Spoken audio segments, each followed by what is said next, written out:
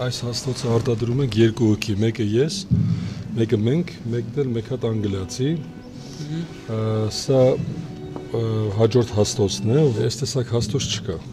Աշխարհում չկա նման Չկա, հաստոց։ սա միայն մենք ենք անել։ Հովհաննես Արափաշյանի ստեղծած հաստոցներն իսկապես եզակի են, կայքում ոչ բոլորն են ներկայացված։ Ծանր արդյունաբերության մեջ օգտագործվող այս սարքերը գործարարն արտահանում է հիմնականում ԱՄՆ եւ Հնդկաստան։ Խնդիրը, որ ես տեսնում եմ,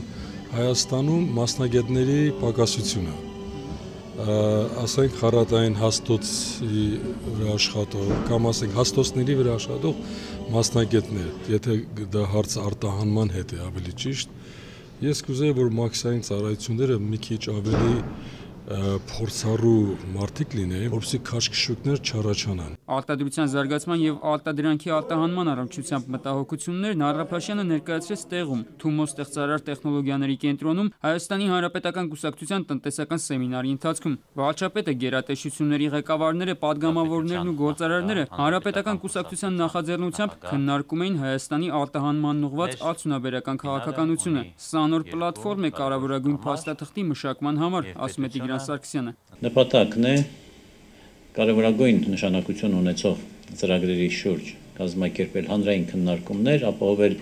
ներգրավվածությունը բոլոր կարող ուժերի, որպեսզի արդյունքում մենք ունենանք այնպիսի ծրագրեր, որոնք կարող ենք իրականացնել նաև հանրության օժանդակությամբ։ Արտահանման ուղղված արդյունաբերական քաղաքականության շրջանակում ընտրվել է 3 ոլորտ՝ կոնյակագործություն, դեղագործություն եւ ճշգրիտ ճարտարագիտություն, որոնցում արտադրության եւ արտահանման խթանման համար պետությունը մի շարք քայլեր է առաջարկում։ Նոր մոտեցումը ենթադրում է, որ մասնավոր հատվածը պետության հետ միասին համագործակցելու են բոլոր ուսումնական հաստատությունների հետ, ձևավորելով պետական պատվեր մի կողմից, մյուս կողմից հնարավորություն ստեղծելով, որպեսզի մասնավոր ձեռնարկություններում ձևավորվեն ամբիոններ։ Ճարտարագիտական համալսարանի էական բարեփոխման արդյունքում մենք ակնկալում ենք, որ ճարտարագիտական համալսարանը կդառնա տարածաշրջանային կենտրոն եւ այդտեղ տեխնոպարկի կարգավիճակով կներգրավեն մի շարք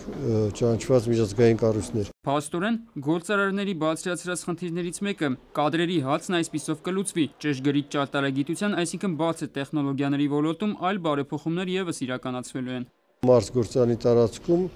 ազատ տնտեսական գոտու հիմնադրումն է, որտեղ այստեղ պետք է եւս ներգրավեն անդրադարձային կորպորացիաներ, այստեղ պետք է նրանք կատարեն իրենց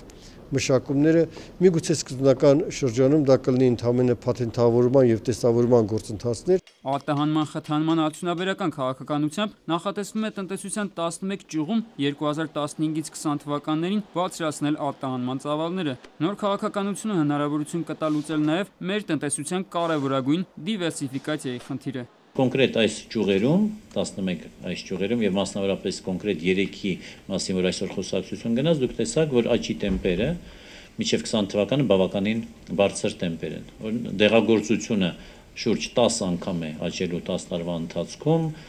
կոնյակագործության արտահանման ծավալները $100 միլիոն հասնելու են $180 միլիոն, իսկ դա նշանակում է, որ այս ծրագրի իրականացումը այդ 11 ոլորտներում կարող են էապես նպաստել նրան, որ մի կողմից մենք ապահովելու ենք տնտեսական աճի ավելի բարձր ցուցանիշներ, բայց մյուս կողմից էլ նպաստելու ենք տնտեսության դիվերսիֆիկացիային։ Առաջին անգամ պետություն մասնավոր գործընկերությունը բարձրացվում է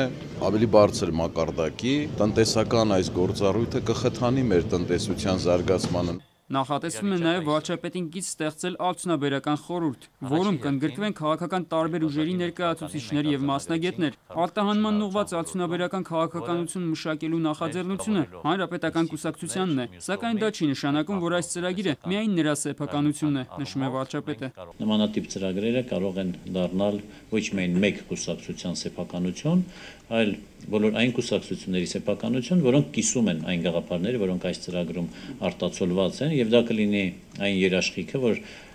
անկախ նրանից, թե ինչպիսի նոր ձևաչափ կլինի